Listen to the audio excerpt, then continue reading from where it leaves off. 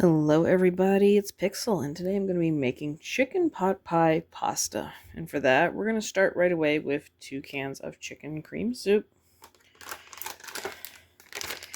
1 bag of mixed vegetables, package of chicken tenders, vegetables like peppers and onions, have some I froze up, good sprinkle of parsley. Have about a teaspoon of pepper, salt, and garlic powder. I'm going to give it a good spoonful of better than bouillon chicken base. Now you can either cook this on low for 6 to 8 hours or on high for 3 to 4. I'm going to choose on high today. Sweet. I'm going to be covering this up. Give it a really good mix. I'll be back in probably the next 3 or 4 hours and show you how it goes. Alright, it's been about 4 hours and this is thickened up and looks amazing. Last things to do is put in the pasta that we've already cooked according to the package instructions.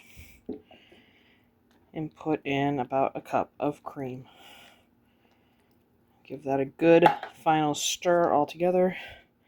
Let it cook for the last 30 minutes on a nice low. Alright, best part's here. We get to taste it and it looks amazing. I'm looking forward to this bite. So without further ado, I'm going to get into it. Well, I'm going to have to say this is probably one of my favorites this year that I've made. It has all the elements of chicken pot pie without a crust and that awesome pasta element that you love in casseroles.